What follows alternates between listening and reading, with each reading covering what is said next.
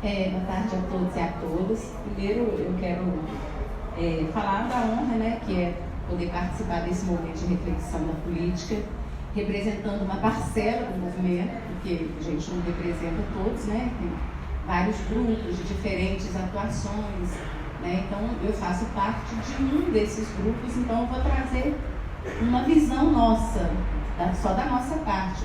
A gente não consegue, não consegue, né, trazer uma visão geral de todos os movimentos. Então, começando esclarecendo isso, né, eu na minha militância, desde a década de 80, lá no movimento, o nosso movimento ele era vinculado à Federação das Associações de Moradores, né, a FAMOB, a FAMENG e a CONAM, e eu passei a militar numa outra entidade, que é o Movimento Nacional de Luta pela Moradia, a partir de 2010. Né? Então a gente está lá construindo essa história junto, essa luta junto no Movimento Nacional de Luta. Então eu aproveitei e fiz assim um pequeno relato com algumas fotos, e muitas eu consegui trazer aqui da época com algumas matérias, né, para que a gente possa acompanhar um pouquinho, tá? E eu vou apresentar aí para vocês o que a gente conseguiu escrever, né? Vocês não arreparem não, eu de tecnologia não entendo nada, a gente juntou lá e fez. Bom, então assim, eu queria falar que hoje muito se fala, né, das ocupações. As ocupações urbanas, há um movimento novo das ocupações urbanas.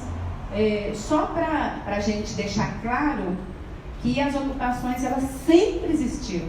Nunca, em nenhum momento da nossa história, da construção da política habitacional ou da luta pelo direito à moradia, as ocupações, elas nunca deixaram de existir. Nós fazíamos a ocupação na década de 80 ainda no regime militar, né? Então, uma parte dessa história aqui de Belo Horizonte eu vou apresentar para vocês exatamente desse período. Eu sou moradora de uma dessas áreas de ocupação e um desses quadros que a gente trouxe aqui é do mutirão de construção que a gente fez na época. Tá? Então, vou apresentar para vocês aqui. Na década de 80 e 90, essa semana todo mundo que passou por aqui falou disso, né? Então, a gente tinha uma pressão muito grande, porque a situação do país era muito complicada, né? Quem morava na periferia da cidade não tinha absolutamente nada de infraestrutura, não tinha ônibus, não tinha saneamento, não tinha escola, não tinha saúde, não tinha direito à saúde, né? Não tinha absolutamente nada. E quem não conseguia plantar um barraco nesse local, ocupava de qualquer maneira ou pagava aluguel, né? Então, a minha família era uma dessas que não deu conta de ocupar, porque meu pai morreu e deixou minha mãe muito cedo. Meu pai morreu com 44 anos e minha mãe com 9 filhos pequenos. A mais velha, que é a minha irmã acima de mim, ela tinha 15 anos na época. E o resto era tudo uma escadinha. Então a gente morava de aluguel lá na Vila Americana, que depois passou a ser Vilas Reunidas e depois Bairro União. Então morava naquela região ali da Nordeste, quando a Cristiano Machado era só uma estradazinha de poeira, que estavam começando a pensar em construir a cidade nova, né? A gente pagava aluguel ali numa casa desde que eu me conheço por gente. Então, quando meu pai morreu, a dona da casa, ela foi influenciada pela vizinhança, né? Que falava o seguinte com ela, que se a minha mãe, com aquele monte de criança, entrasse na justiça requerendo o uso capião da casa, que ela podia conseguir tomar a casa da proprietária. Então a proprietária pediu a casa para a gente. E aí a gente começou uma via sacra naquela região ali, morando sempre nos locais mais difíceis, mais barato, e aonde o proprietário permitia uma mulher sem marido, com 9 meninos pequenos, que precisava sair para trabalhar e deixava todo mundo sozinho. Saía ela, saía minha irmã e saía eu. A gente trabalhava em casa de família. Minha mãe na época, isso eu estou falando de 1977, a minha mãe na época, ela compôs o primeiro grupo de gari da cidade de Belo Horizonte. Ela aposentou na SLU. tá? Como varredora de rua, né? Então ela saía para trabalhar, a gente saía todo mundo e ficava aquele monte de menino lá na casa. No outro dia o proprietário pedia e a gente precisava sair. Então a história da minha família está muito vinculada a essa questão da moradia e assim, faz parte da minha vida, da minha vivência lutar pela moradia, porque a gente entende, né, a importância disso na vida da gente.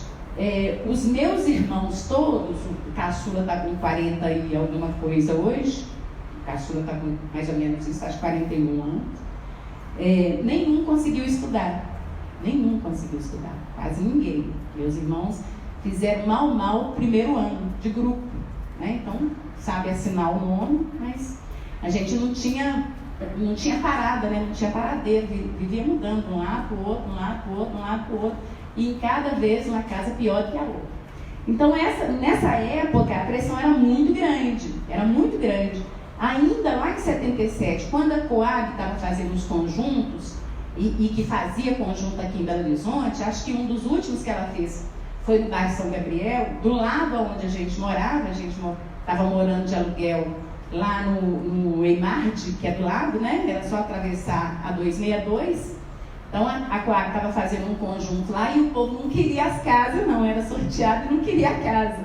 Então eles faziam um contrato de gaveta, abandonava a casa e saía, né? E eu falava com minha mãe assim: ô mãe, pelo amor de Deus, vamos entrar numa casa dessa, mãe, E minha mãe desconjurava, né? Você é doida? Eles vão tomar vocês de mim? Vão ficar sem meus filhos? Não vão não, de jeito nenhum. E assim, eu ainda nessa época não tinha completado a maioridade, né? E a Coab a gente não conseguia acessar, porque com o salário mínimo, salário, né, de pensão do meu pai, não conseguia comprar casa. Então, nessa mesma época, a gente tinha esses movimentos aqui, efervescendo na cidade, mas muito mesmo, né? Esse movimento, essas entidades que estão aí, as que organizavam o povo para fazer as ocupações mais antigas que a gente tem, né? Que é a FAMOB, a Federação das Associações de Moradores de Belo Horizonte, a UTP, a União de Trabalhadores de Periferia, a Amabel. A UTP fazia muita discussão da questão do desemprego, da perda de direito, né, dentro da periferia também. A Amabel, né, que também organizava essa luta pelos moradia, a Associação dos Moradores de Aluguel de Belo Horizonte, e a FAVIFAC, que era a Federação de Favela. Olha, essas as entidades que a gente tinha. Então, nessa época tinha um segredo, né, essa luta tinha um segredo, que a gente foi perder na essência, assim.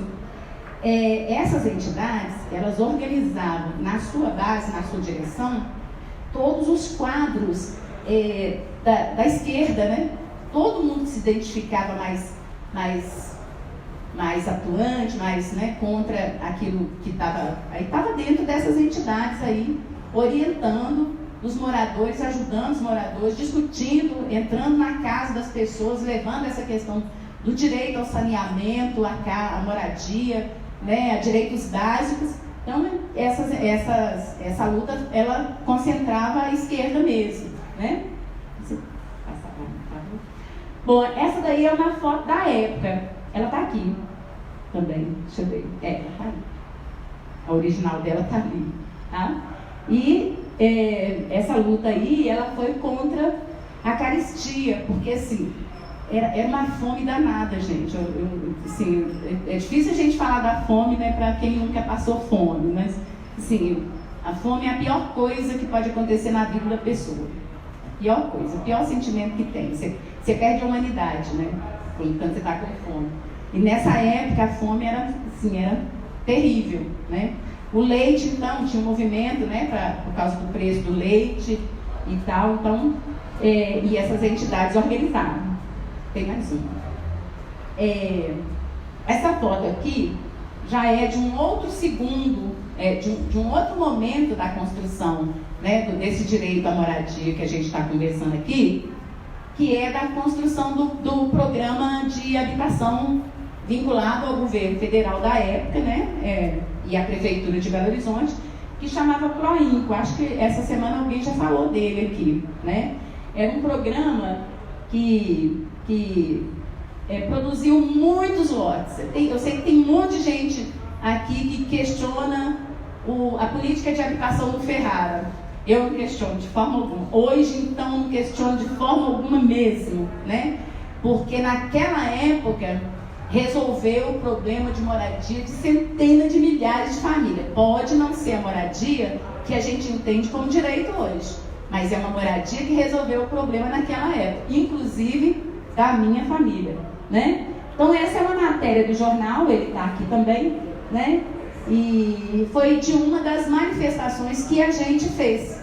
Porque o que aconteceu para eles instituírem esse programa? O Ferrara era candidato a prefeito em Belo Horizonte, e aí, como plano de campanha dele, ele prometeu de fazer moradia popular se ele ganhasse as eleições, né? Então saiu esparramando e todo mundo sabia. A minha mãe fez inscrição no programa, né? E assim, para implementar esse programa dele, ele abriu um escritório aqui na Afonso Pena e que ficava assim, uma fila dos horrores de gente para fazer inscrição para participar desse programa na época, né? E aí, o que eu participei da história ativamente foi exatamente depois que ele foi eleito prefeito de Belo Horizonte.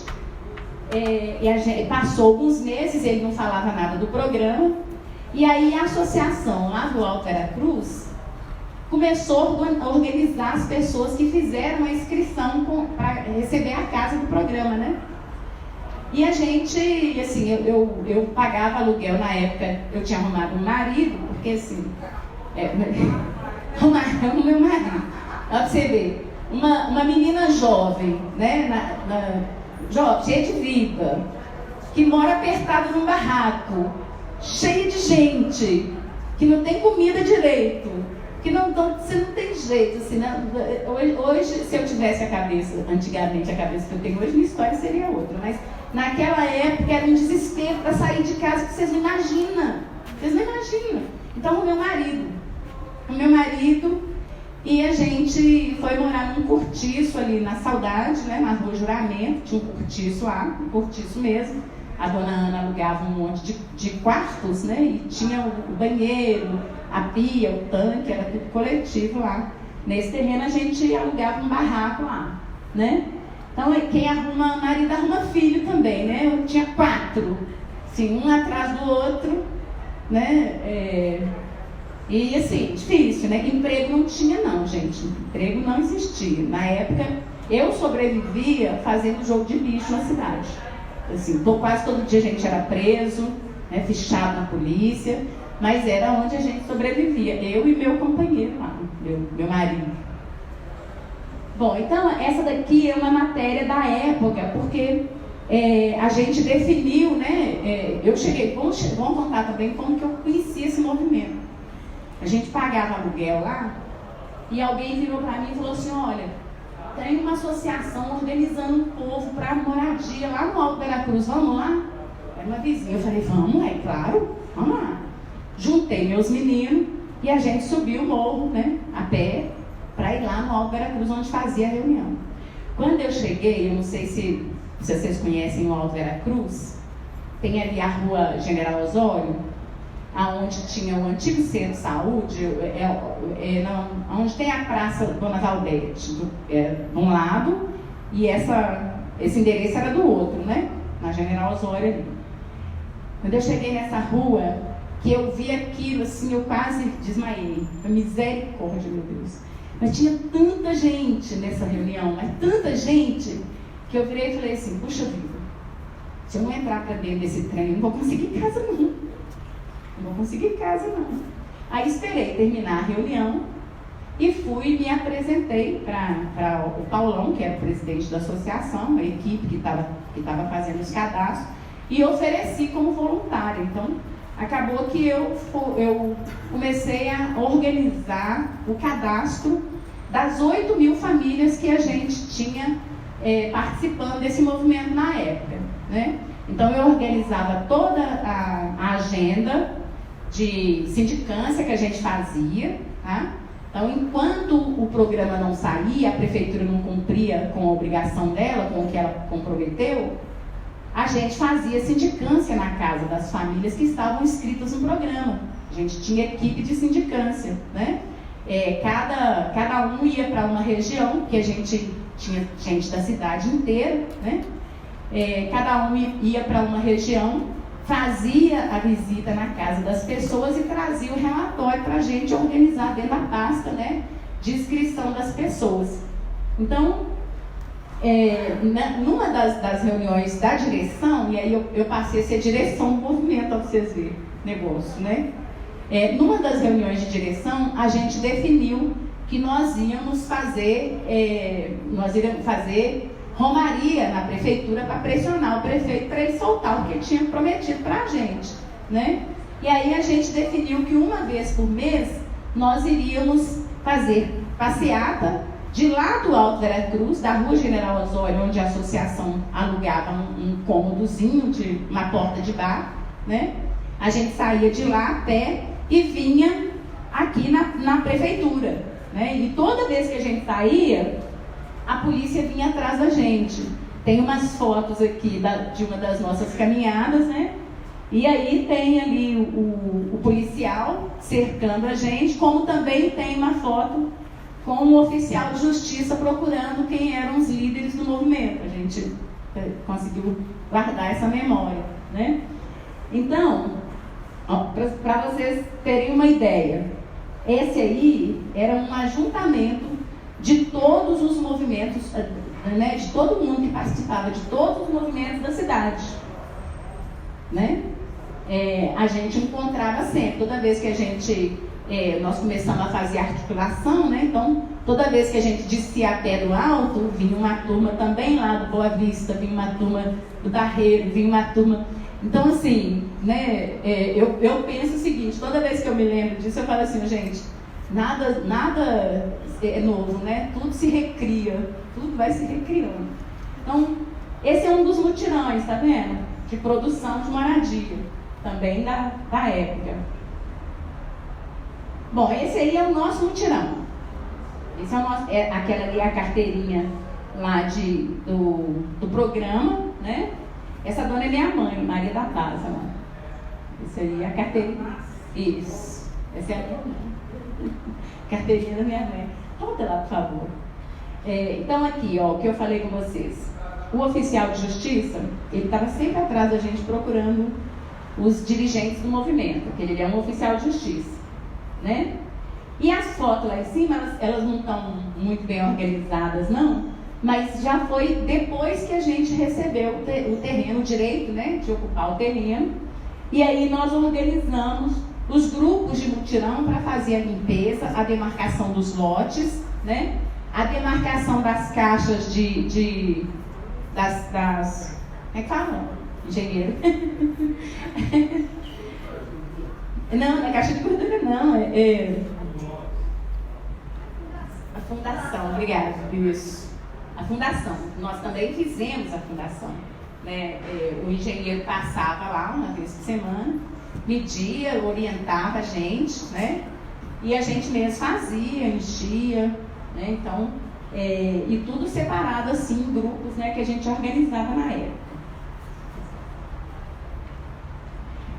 Bom, gente, depois desse programa, esse programa de habitação da gestão aí do Ferrara, né, ele efervesceu muito durante o mandato do Ferrara, porque não tinha reeleição na época.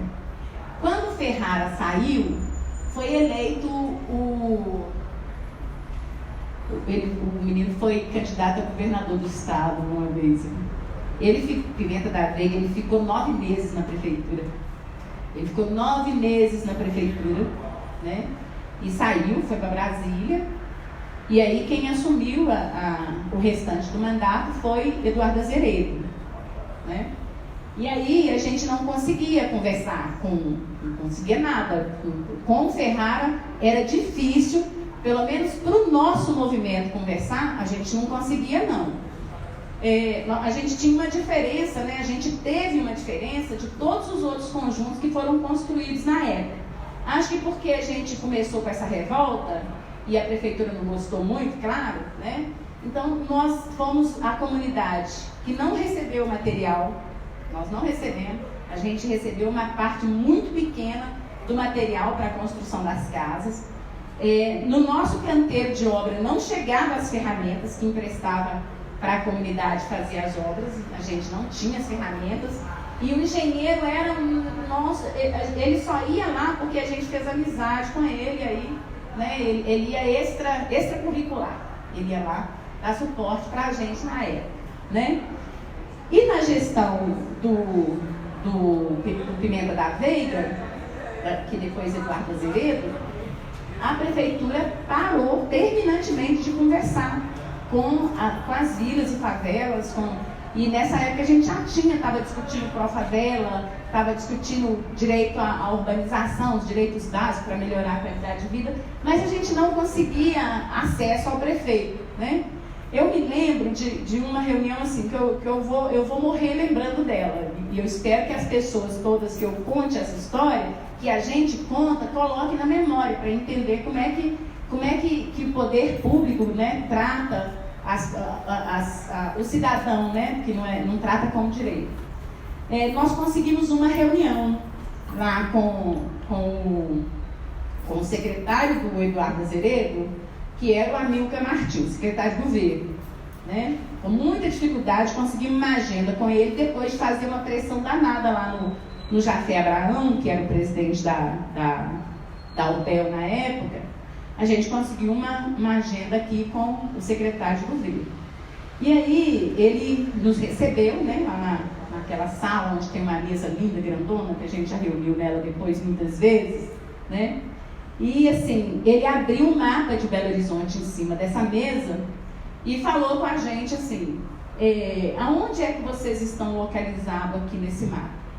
E a gente mostrava lá no mapa, porque não tinha traçado, a gente não existia, né? Não tinha traçado no mapa da cidade ainda a área que eles autorizaram a gente a ocupar com moradia, e a gente mostrava para eles, olha, a gente está aqui e lá a gente está passando muita dificuldade, porque a gente tem lá um índice de mortalidade infantil extremamente violento, né? Tanto que a pastoral da criança quase que mudou para lá, né? A qualidade de vida da gente era péssima, porque a maior parte das moradias era metade alvenaria e metade lona, quando não era lona preta todo, né? A minha casa mesmo era metade alvenaria e metade lona. E não tinha água, o caminhão-pipa que levava a água lá pra gente, né? E a gente disputava a água de madrugada na fila onde o caminhão ia parar para encher os tambores, para aguentar até o caminhão-pipa voltar. E escola também não tinha, né? E ela começou a funcionar quando a prefeitura entregou esse terreno para a gente, terreno Castanheira, conhecido como Castanheira. Esse terreno ele já tinha recebido um projeto habitacional do governo do estado, né? A extinta Codeurb ia fazer habitação de interesse social nele. Só que ele foi condenado para a moradia. E o estado fez um investimento. Tem umas fotos aqui que vocês vão ver. É foto da época, né? Com todo o investimento que eles tinham feito lá de tubulação para esgoto, canalização, tinha tudo já deteriorado, acabado. Tinha posteamento lá, só não tinha os fios, porque o povo roubou a fiação toda, né? Mas os postes estavam lá. E assim, tinha no setor 8, que é o principal, bem na entrada do conjunto lá, tinha um asfalto ainda, assim, muito ruim, mas tinha um asfalto no setor 8. E o resto, a água e a erosão tinham comido tudo. Então, assim, era buraco, né? A escola lá, a gente não tinha escola, não tinha centro de saúde, não tinha nada, né? Em 91, o Eduardo Azevedo contratou a obra da primeira unidade básica de saúde lá, que era no bairro abaixo. Então, a gente tinha que descer a pé para consultar nessa unidade de saúde lá em 90, 91. A gente descia a pé para consultar nessa unidade de saúde.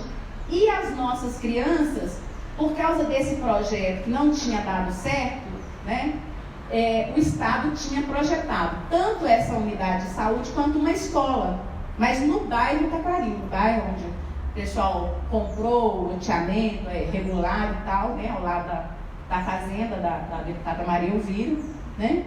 Então, e tinha um projeto de construir uma escola lá, que a prefeitura, na época, terminou de fazer, terminou de fazer. Uma escola daqueles modelo antigo, pequeno, né? E os meninos da gente, até essa escola ficar pronta, né? Porque assim, ela começou a funcionar, mas a diretora da época não aceitava os meninos do conjunto Taquari. Nós tivemos uma dificuldade danada, né? Então, os meninos do conjunto Taquari começaram a vir estudar aqui na Fafiche, no Santo Antônio, aqui em cima. Eles levantavam 5 horas da manhã, 5h30 da manhã, dependendo do lugar que moravam, para descer até a porta da escola, professor Alcides Torres, pegar o ônibus para vir estudar aqui na Fafiche, né? Então, assim, era muito difícil a nossa vida lá no conjunto Taquari.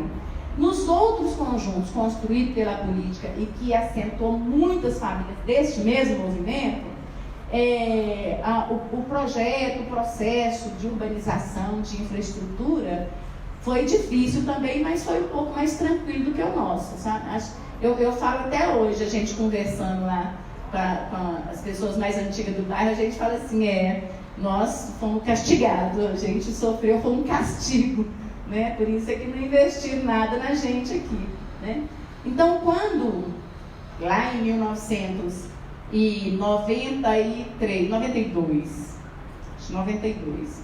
quando surgiu a possibilidade, né, da gente eleger um governo diferente em Belo Horizonte, a gente já estava muito escaldado, porque, por exemplo, lá nessa reunião com o secretário de governo lá, né, o Amilcar Martins, ele virou para a gente lá e falava assim, mas vocês não existem no mapa de Belo Horizonte, não estou vendo nada aqui, como é que a gente vai investir dinheiro em vocês? Vocês não estão no mapa.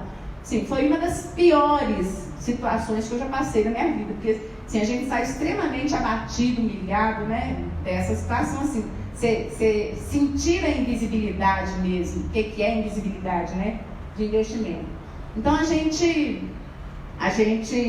saiu dessa reunião, né, claro, revoltado demais, e aí já existia uma construção, né, na cidade, uma discussão na cidade de um novo projeto de governo que faria inversão de prioridade de investimento. E como a gente era muito articulado nesse movimento que efervescia na cidade toda, nós fizemos inúmeras plenárias com o candidato da época, que era o Patrus Ananias. Nós fizemos um monte de plenária com ele, participamos de um monte de plenária com ele, né, para discutir essa nova forma de governar a cidade. Então, assim, ficamos loucos para começar de uma vez com o tal do orçamento participativo, né, conseguir dinheiro para investir na nossa comunidade, né? E aí, assim, quando o Patrus ganhou as eleições, a gente conseguiu ter voz na cidade. Então, é aquele quadro que passou primeiro aqui, ó. Isso é um livro que eu trouxe aqui, ele tem a memória da gestão do Patrus na cidade, tá? Uma outra coisa que a gente costuma falar muito, né? A gente critica muito a gestão. Eu mesmo sou uma das pessoas que criticam muito a gestão. Mas tem uma coisa que é inegável. Você abre esse livro e se você tem a curiosidade ou conheceu as comunidades da época, você vê que teve uma transformação social muito grande, muito significativa, né? Mesmo com os poucos recursos que eram aportados. Então, assim, eu fiz esse segundo quadro aqui. Pode passar, por favor. Eu fiz esse segundo quadro aqui porque a gente está falando dos programas habitacionais. É minha tarefa aqui, né? E aí, o que acontece? O Estado, naquela época lá, de 1980 e alguma coisa, 90, né? Ele criou um programa de habitação também. Tá? Ele chamava MG Teto. A promessa desse programa, eu tenho ele aqui.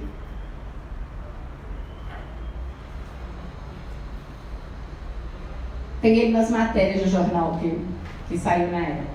Olha só para vocês verem. A promessa desse programa criado pelo Estado era de construir 70 mil casas, para 70 mil famílias. E a novidade que ele estava incluído nesse programa era o regime de construção, que seria mutirão. Então, através da Coab, a Coab iria dar o terreno, o material, e as pessoas beneficiadas iam fazer a produção.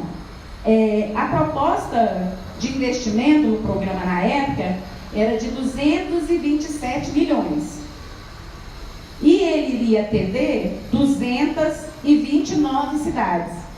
Aqui está dizendo que o mutirão, isso aqui essa data é março de 1998, e ele está dizendo que daí a 30 dias o mutirão ia chegar lá em Nova Lima. Mas aqui em Belo Horizonte já não tinha investimento mais desde 1983, se eu não me engano. Acho que o último conjunto que a Coab construiu aqui dentro de Belo Horizonte foi exatamente esse lá de São Gabriel. Se eu não me engano, foi esse, né? E depois não construiu mais, né? Então, o Estado tinha esse programa, mas não beneficiou a cidade de Belo Horizonte dentro do planejamento dele, a capital do Estado. Pode passar, por favor? Aí, ó, esse aí é esse material aqui que fala sobre esse programa que o governo do Estado fez na época, tá? Podemos? Bom, aí a proposta que eu falei, né? 229 municípios, 227 milhões, o ano era 98. Vou passar, por favor. Bom, esse aqui é um momento, ainda nessa época, né, dessa nossa organização na cidade, antes da eleição de Patrus, que num desses momentos de efervescência, o movimento construiu esse documento aí, ó. Esse documento, ele é super... Sim, eu trouxe ele aqui, original, está até amarelo. E a questão dos movimentos, na época, a gente discutiu o seguinte, ó. O que está escrito nesse movimento, nesse documento? Morar é um direito. A crise habitacional hoje é um grave problema social que atinge todo o país. Apesar disso, nossos planos econômicos do governo federal, nada é feito para responder a essa situação.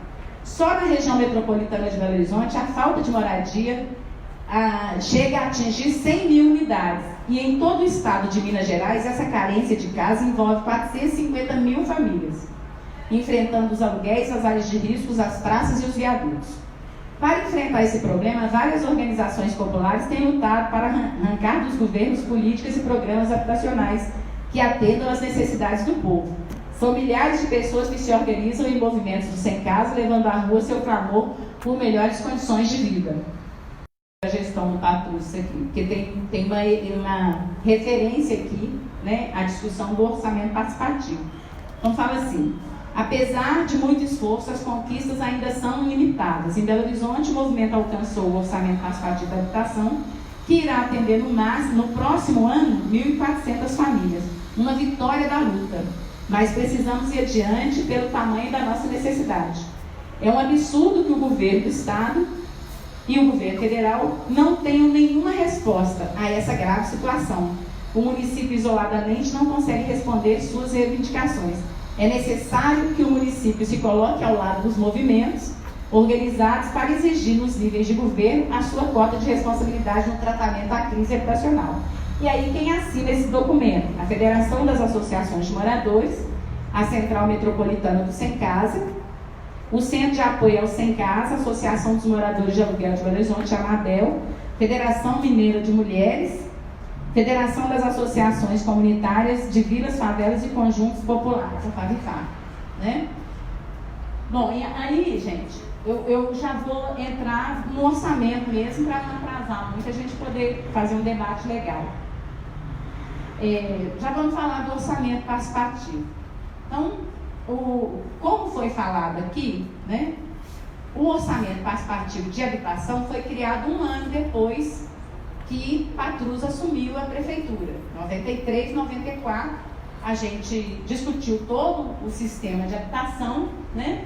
E em 96 a gente fez, de fato, a primeira plenária para se discutir as unidades habitacionais que iriam participar do programa. Mas antes disso aconteceu algumas coisas, né? A primeira delas, os problemas que aconteceram e que até hoje a gente sofre o reflexo deles. Nessa época a gente estava tão entusiasmado com a novidade, com a possibilidade de melhorar a qualidade de vida, de conversar com o gestor público, receber o gestor público lá na favela, lá onde a gente morava, todo mundo muito entusiasmado. Nós deixamos passar uma coisa batida assim que não deveria. Nós discutimos todo o sistema de habitação, mudamos as regras do Fundo Municipal de Habitação, que já existia, ele já estava formado, desde 1955, ele já estava formado. A gente colocou o caráter social dele, que não tinha, ele não produzia casa para pobre, né? Mas a gente esqueceu de vincular recursos para ele. Ninguém discutiu isso. Ninguém discutiu recursos. Criamos um fundo sem dinheiro para fazer a política habitacional, né? É o fundo falso, gente. Fundo falso. Esse foi o primeiro problema. O outro problema que a gente teve e que assim já começou a já minar as forças, né, dentro do movimento, foi que foram duas situações. A primeira é que com a ascensão aí dessa prefeitura democrática, uma parte muito grande dos técnicos que apoiavam a gente, né, com conhecimento técnico, foi ser gestor ou foi ser parlamentar, né? E a outra questão, então assim, a gente falava muito, ficava muito revoltado, né?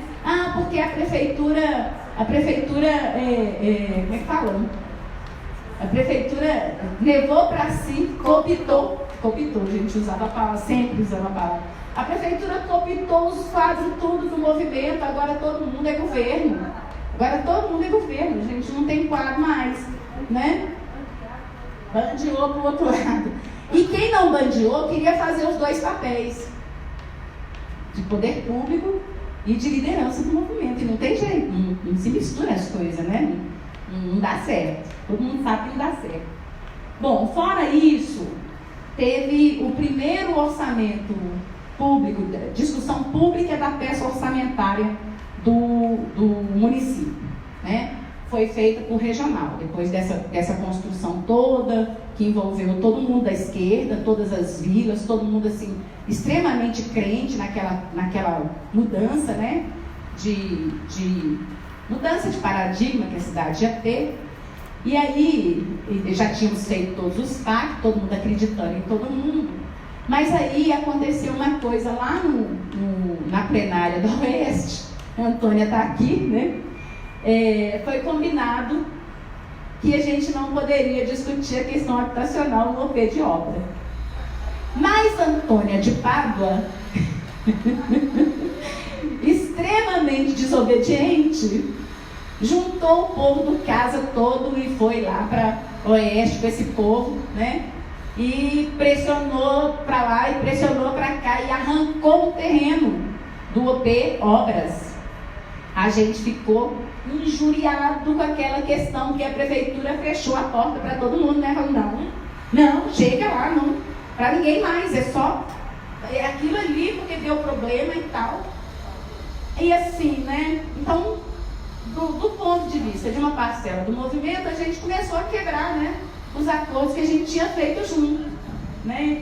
Então, assim, já saiu na frente, né, o casa com um terreno conquistado num local que não estava combinado com todo mundo e todo mundo não pôde fazer a mesma coisa. Uma outra situação que aconteceu ainda na implantação lá dessa gestão diferente, que também prejudicou muito. Eu falo que prejudicou porque é minha leitura de vida, né? Então, assim, eu faço essa leitura. A Igreja Católica, ela veio muito forte junto com essa gestão popular, né? Junto com o Patrus. E aí, a Igreja Católica decidiu organizar o movimento de uma outra forma e propôs a nucleação dos movimentos, né? E a gente já estava organizado, lutando há muito tempo, né? E aí a igreja propôs a nucleação. Então, o que aconteceu? Aquela associação de moradores, porque na época aí, a maior parte, absolutamente todo mundo, se organizava em associações de moradores, que faz uma discussão muito mais ampla, né, do direito à cidade, do que é uma moradia desde aquela época. Moradia para a gente não era só parede. A gente queria a escola, queria o ônibus, queria o asfalto, a gente queria a água, queria a luz, né? Então era muito mais do que só as paredes, né? E a gente conseguia fazer essa discussão dentro da associação, né? De forma mais globalizada, assim, envolvendo todo mundo. E nos grupos de moradia que foi criado, né? E aí aconteceu as disputas dentro da comunidade. Porque na mesma comunidade você tinha uma associação que foi esvaziada, porque as pessoas todas se interessavam pela moradia. Porque, né, as pessoas tendem a lutar muito por aquilo que mais incomoda ela, e a falta da moradia incomoda muito. Então os núcleos encheram, as associações esvaziaram. As associações enfraqueceram. Junto com essa retirada do saber técnico, né, que a gente perdeu com a ida das pessoas que auxiliavam, a gente acabou perdendo todas essas entidades, né, que travavam essa grande luta aí na década de 80. Então, é uma visão que eu tenho daquela situação lá. Bom, esse daqui é o resultado do primeiro orçamento participativo, que de fato a cidade toda discutiu aí as unidades habitacionais. Então, a prefeitura colocou lá a previsão de atendimento para 1.408 famílias, né? E os benefícios foram divididos dessa forma: o lote urbanizado separado da unidade habitacional. Olha para vocês verem que bacana. O grupo entrava num ano e conquistava o terreno. No outro ano, ele tinha que entrar para conquistar a construção. E assim, isso não deu certo não. Em 97 já tinha acabado. Porque a própria prefeitura virou e falou assim, não damos conta não, nós não temos condição de fazer isso. E assim, a associação que eu participo dela lá, desde 80, a gente continuou com a luta pela moradia e nós fomos uma das associações contempladas com a unidade habitacional. Mas a gente não tinha lote para colocar essa unidade. Nós conseguimos conquistar 25 unidades, porque foi dividido dessa forma: 25 núcleos beneficiados com lotes urbanizados, era 40 lotes urbanizados para cada núcleo, daqueles 25 ali, e 28 núcleos, 28 associações, né, porque não tinham tantos núcleos assim, 28 associações com 25 unidades habitacional, cada uma sem terreno, né? Então, em 97, a gente já não tinha isso, e já não tinha o número de 25 mais, né? Deu um revertério lá na UBEL, que eu não sei para onde que foi parar as unidades até hoje, a gente não consegue descobrir, mas só sei que a gente não tinha onde colocar elas, não tinha terreno. Pode passar. Bom, aqui os gargalos, né? Que também levantei. A gestão do Patrus trabalhou muito. Eu oriento, né, quem quiser conhecer mesmo, leia esse caderno e veja, inclusive tem muita foto, né, assim, dá um choque na gente que viveu aquela realidade e o que tem hoje. Parece assim, é outro mundo. Quando você vê uma comparação em outra, do jeito que a gente vivia, é um outro mundo mesmo, né? Mas a gestão do Patrus, ela trabalhou muito mesmo e com muita dificuldade por causa da situação de famílias em área de risco que a gente tinha na cidade. Vocês não tinham noção do que era isso. Eu acho que tem, porque nós enfrentamos esse problema até 2003. A gente enfrentou esse problema aqui na cidade. Mas assim, a situação era tão complicada para nós, que quando começava o período de chuva, os meninos da gente não tinham escola, não tinha aula. Porque a gente era obrigado a pegar todas as famílias e colocar dentro das escolas. Então, o Estado violentava a gente 2 vezes, porque não levava a infraestrutura necessária para a gente sobreviver com dignidade e ainda retirava o direito das crianças da gente de estudar, né? A gente tinha que fazer isso. Então o Patrus assumiu nessa situação e a primeira coisa que ele fez foi construir abrigo. Ele construiu o abrigo Grande de Freitas, né? Foi fazer uma política de atendimento às famílias de área de risco. E o recurso que tinha na cidade, ele investiu prioritariamente na construção dos primeiros conjuntos para atender as famílias vítimas das chuvas, que eram muitas. Então, tem vários conjuntos, Vitória, acho que o Carlos deve falar disso, eu não vou falar tanto assim não, mas a gestão do Patrus priorizou isso na cidade, assim, com muita humanidade mesmo, né? Bom, ali está a nossa revolta com a Antônia de Pádua, que levou o povo a ganhar o terreno lá, dona Bernardo na gente.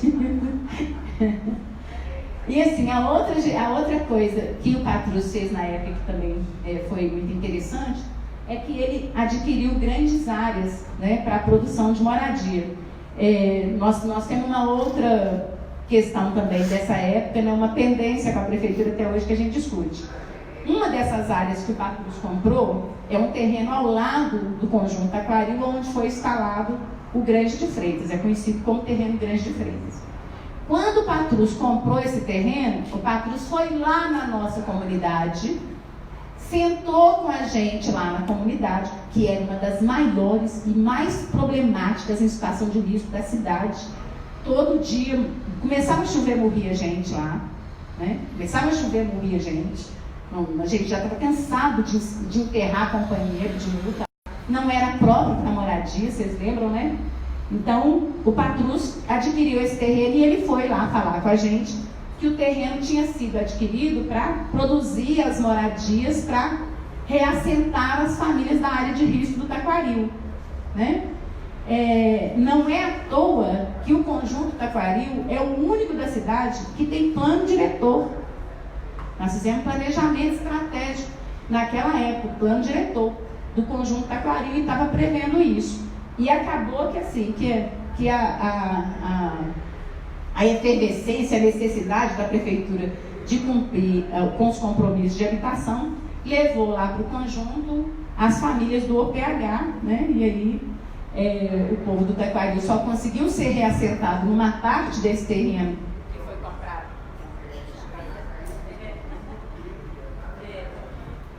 O povo lá das áreas de risco do Taquaril só conseguiu ser reassentado numa parte desse terreno a partir de 2006, exatamente, quando Lula lançou o programa do PAC, né, o programa de aceleração de favela, de crescimento, né? Está até aqui. Nós participamos da discussão. Cidade para Todos, política da favela. Né? Então, o Lula destinou um recurso grande para a gente e aí a gente fez um assentamento lá nesse local. Bom, gente, meu tempo está acabando, eu vou correr aqui, né? Senão eu não consigo nem entrar no hoje. Eu quero falar um pouquinho sobre o Minha Casa Minha Vida, né? Bom, então, eu vou passar isso aí e a gente já vai avançar para 2009. 2009 é um outro marco nessa luta pela moradia na cidade, importante da gente levantar. Isso aqui eu coloquei lá porque nessa dificuldade que a gente passou durante a gestão do Célio de Castro, que implantou as obras que foram conquistadas lá na gestão do Patrus, o Célio foi inteiramente assim, bacana, né, no compromisso que ele assumiu. Ele falava muito que ele queria radicalizar a democracia na cidade. Essa é uma das reuniões do Movimento Sem Casa com Célio de Castro, eleito né, novo na cidade, acho que ele tinha acabado de ser eleito, para apresentar para ele tanto o programa de habitação que a gente tinha, quanto as cooperativas que foram criadas no âmbito do programa de habitação do município. Foram criadas 5 cooperativas, né, como forma de atender a demanda do OPH, que não andava de jeito nenhum. A gente saiu buscando alternativa e aí foi-se discutido e criado 5 cooperativas nessa época. Essa daí é uma das fotos. Então nós vamos passar que eu quero falar do OPH. Bom, então, é bacana essas fotos aí, só para falar assim, olha, nesse período de 2003 até 2009, 2010, a gente voltou a ter assessoria técnica no movimento. Essa é uma foto do professor Renato Fontes, ele é professor lá do Isabela, né? Professor de arquitetura. Eu coloquei ele como homenagem às pessoas que têm nos auxiliado esses anos todos. Fátima está aqui, é uma outra. Ele é assistente, pois é, tá vendo? Mas ele trabalha lá no Isabela. Então o Renato, ele auxiliava muito a gente, né, representando esses técnicos que voltaram a fazer essa gestão junto com a gente. Então eu coloquei como homenagem a ele, porque foi com ele que a gente criou uma associação, né, chamava... Nossa, gente, fugiu o nome. Como é que chamava a associação? Ação Urbana. Nós criamos uma associação estadual chamada Ação Urbana para articular a política urbana no estado de Minas Gerais, fazer a discussão da nova política de habitação que o governo federal estava apresentando e principalmente o plano diretor, e fazer a unidade dos movimentos para a gente participar de todas essas lutas. Então a Ação Urbana era que aglutinava o Fórum de Reforma Urbana do estado de Minas Gerais, né? Essa é uma foto do Renato dando uma palestra para a gente num dos cursos de formação que a gente fez. Aí vai passar a foto, vai estar lá o Carlos Medeiros também, né? A gente não conseguia conversar com o prefeito, não, mas o Carlos não tinha como fugir da gente. Estava sempre lá, nós convocados, ele ia, e aí está ele. Bom, então aí, eu vou passar por essa parte toda aí que eu quero falar lá do Minha Casa Minha Vida. Volta lá para mim, por favor. Bem rapidinho. Bom, gente, o que aconteceu? Na gestão do Lula, a gente efervesceu muito na discussão da construção do Plano Nacional de Habitação de Interesse Social, né? Nós tivemos muitas conquistas. Uma delas foi a aprovação da Lei 11.124, que cria o Sistema Nacional de Habitação de uma forma bem ampla mesmo, né? E define, inclusive, o perfil das famílias atendidas, obriga o município a fazer planejamento de habitação, obriga o município a definir quantos que são. Então, é uma lei super interessante, foi aprovada em 2006 e a gente fez uma manifestação, né, para que ela... inúmeras manifestações para que ela fosse aprovada. Bom, infelizmente, o que nós aprovamos na lei, inclusive o Fundo Nacional de Habitação, não entrou em funcionamento, não funcionou. Porque em 2009, o governo federal decidiu lançar um programa de habitação para enfrentar a crise econômica, né, que estava aí já aterrorizando todo mundo. Então ele criou o Minha Casa Minha Vida, com 2 objetivos. O primeiro, é claro, né, fazer um enfrentamento a essa crise, né? E ainda, de quebra, produzir habitação para atender famílias de baixa renda, né? O segundo objetivo era eleger a Dilma.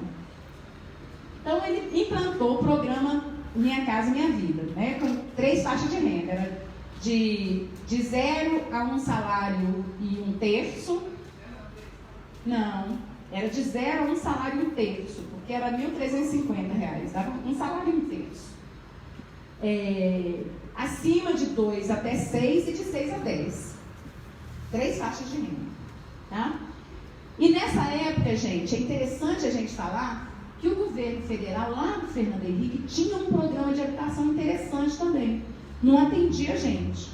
Mas na gestão do Lula, a gente conseguiu mudar as regras desse programa, que era o programa de arrendamento residencial.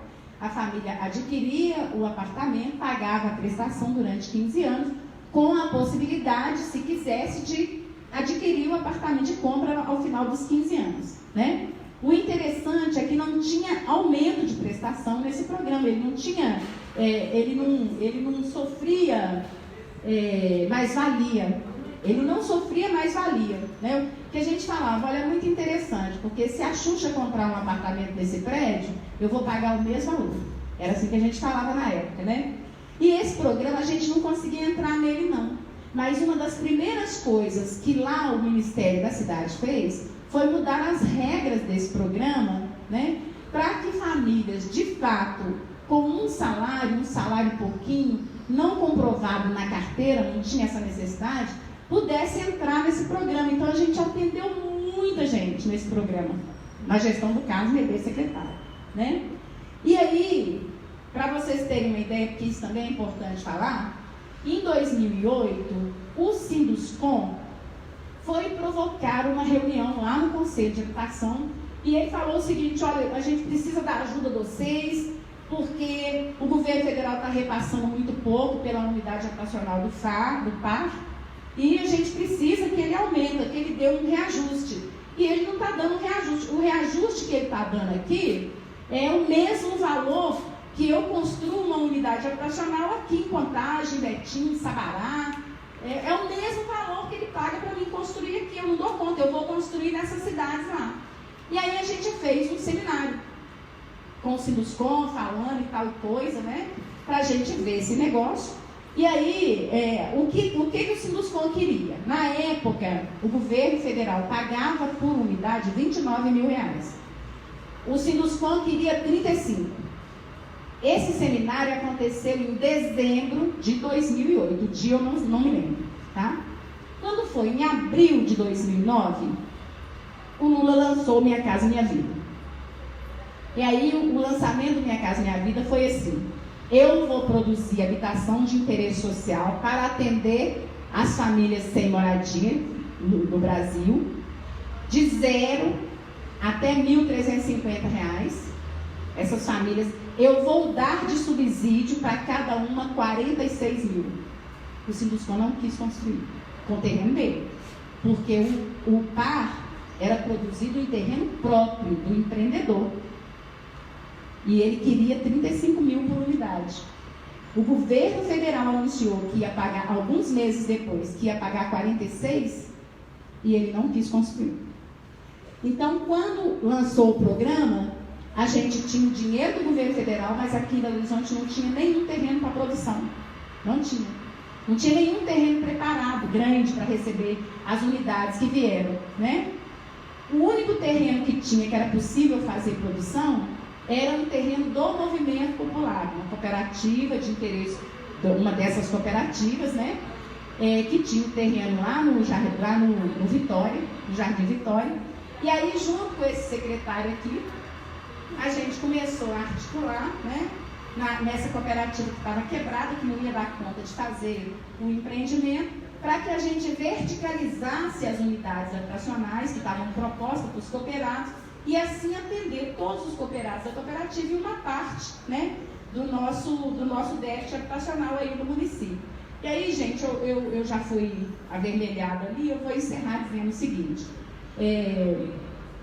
o Minha Casa Minha Vida, ele deu muita dor de cabeça para nós. A cidade não se preparou de verdade, né?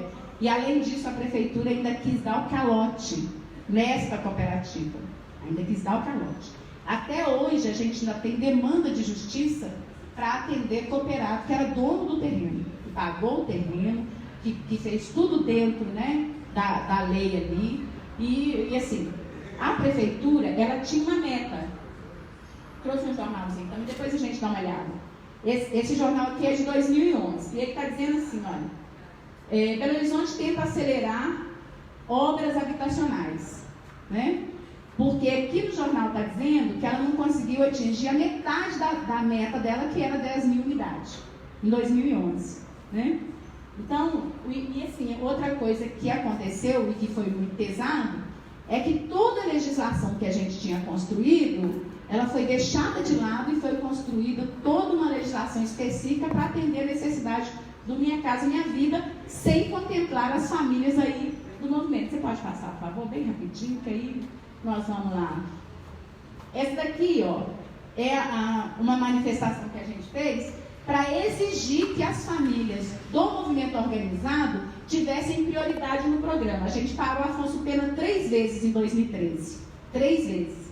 E aí nós conseguimos convencer a Inês Magalhães a incluir critérios municipais das cidades que tivessem política de habitação. E aí sim, no outro sorteio, a gente conseguiu contemplar a família do movimento. Bom, ainda é a manifestação também. Deixa eu ver se eu eu vou passar, eu queria falar um pouco da resolução 52, mas aí no debate a gente conversa. Eu quero deixar isso aqui, ó. Eu coloquei umas questões para reflexão, que a gente, né, nós estamos aprendendo todo dia, queria deixar isso aqui para a gente pensar. A nossa dúvida, como que a gente vai garantir a permanência das famílias nas unidades habitacionais, em especial do Minha Casa Minha Vida, que tem uma legislação própria, e que a Caixa Econômica Federal entra com ações de despejo para aquela família que não tem condição de pagar a prestação e pagar os condomínios. E assim, eu vou chamar a atenção, né, porque tem muita gente que vira e fala assim, não é possível que a pessoa não dá conta de pagar R$40 de prestação. Não é só R$40 de prestação. Esse tipo de construção que eles fizeram tem um custo altíssimo, porque você paga a portaria. Tem gente, muita gente, passando fome dentro desses apartamentos, mas sai lá e tem um porteiro para abrir o portão para ela entrar e sair. Ela não tem emprego, mas ela paga o emprego de uma pessoa que vem de fora para trabalhar. Então, assim, é um desafio que a gente tem colocado, né? Porque as pessoas viram e falam, mas a pessoa tem que se esforçar para pagar. Nós não podemos reproduzir o discurso que nos faz entender que a gente é incompetente. Não podemos fazer isso. A gente não paga porque não temos condição mesmo. Quem não paga por sem vergonhice é um grupo muito pequeno, que não pode ser usado como base para o programa todo. Nós não podemos fazer isso, porque a gente vai estar reproduzindo o discurso de segregação que sempre usaram contra a gente. Moradia é direito, se eu tiver dinheiro ou se eu não tiver dinheiro. Moradia é um direito, e é um direito fundamental ao desenvolvimento da dignidade humana, da dignidade das pessoas. Então a gente não pode falar que a pessoa que está no movimento, inclusive, para garantir esse direito, não pode morar porque ela não tem condição de pagar. Não podemos fazer isso, né? A segunda será que a gente vai conseguir construir unidade no movimento, sendo que a gente disputa os mesmos espaços e o mesmo recurso de uma forma tão diferente, né? Porque hoje nós trilhamos o caminho do direito, trabalhando, conversando com o conselho, e a gente tem aí, né, uma série de movimentos que não querem fazer esse debate. Então, sim, haja visto que todos os terrenos, com exceção do Dandara, que foram ocupados, eles eram terrenos que estavam destinados à política pública de habitação. E a gente precisa fazer essa discussão, né? Porque assim, você não tem uma pessoa que luta mais do que a outra, não. Acho que as pessoas lutam de forma diferente pelo mesmo objetivo, e todas as lutas têm que ser respeitadas na sua diversidade, né? E se a gente for ocupar, a gente tem que ocupar os mega terrenos dos empresários. Não podemos pegar o nosso mesmo, aí é muito fácil, né? E aí, essa questão. E aí?